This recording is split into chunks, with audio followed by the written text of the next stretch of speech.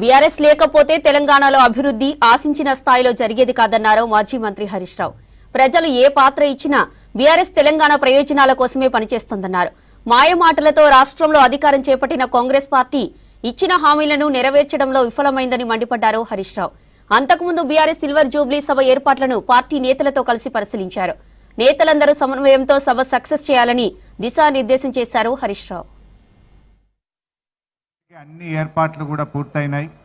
మరి కేసీఆర్ గారి నాయకత్వంలో ఈ సభ చాలా అద్భుతంగా ఏర్పాట్లు జరిగాయి. అఫ్కోర్స్ వరంగల్ జిల్లాకు భారీ బహిరంగ సభలు జరిపిన ఘనత వరంగల్ జిల్లాకే ఉంది. బీఆర్ఎస్ పార్టీ లేకపోతే ఇవాళ తెలంగాణ లేదు, తెలంగాణ లేకపోతే ఇవాళ ఇంత అభివృద్ధి మనం చూసేటువంటి వాళ్ళం కాదు. ఆనాడు సమైక్య రాష్ట్రంలో కరువు కాటకాలకు నిలయంగా, వలసలకు నిలయంగా, ఆత్మహత్యలకు నిలయంగా ఉన్న ఈ ప్రాంతానికి విముక్తి కలిగించి తెలంగాణ ఆత్మగౌరవ బావుటా ఎగిరేసినటువంటి పార్టీ ఇవాళ బీఆర్ఎస్ పార్టీ. సో బీఆర్ఎస్ ఏ పాత్రలో ఉన్నా ప్రజల పక్షమే. ఆనాడు ఉద్యమ పార్టీగా ఉన్నా, 10 ఏళ్ళు అధికారంలో ఉన్నా, ఈ ఏడాదిని అర్థం ప్రతిపక్షంలో ఉన్న బీఆర్ఎస్ ఎప్పుడూ ప్రజల పక్షమే.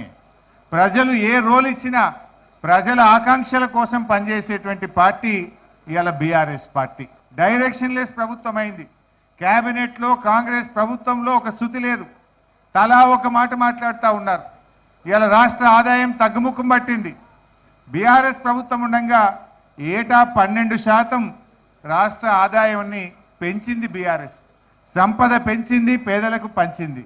కానీ కాంగ్రెస్ వచ్చిన తర్వాత ప్రభుత్వ ఆదాయం మైనస్లోకి పోయింది. కృష్ణాలో ఇవాళ నెట్టంపాడులో కానీ, భీమాలో కానీ, కోయిల్ సాగర్లో కానీ, కల్వకుర్తిలో కానీ సకాలంలో నీటిని ఉపయోగించుకోక ఇవాళ రాష్ట్రంలో పంటలు ఎండడానికి కారణమైంది. అందుకే ఇవాళ రైతులు ఏమనుకుంటున్నారు, నీటి తీరువా లేకుండా నీళ్ళు ఇచ్చింది బీఆర్ఎస్, 24 గంటలు మోటార్లు గారకుండా కరెంట్ ఇచ్చింది బీఆర్ఎస్, రైతు బంధు పెట్టింది బీఆర్ఎస్, రైతు బీమా పెట్టింది బీఆర్ఎస్.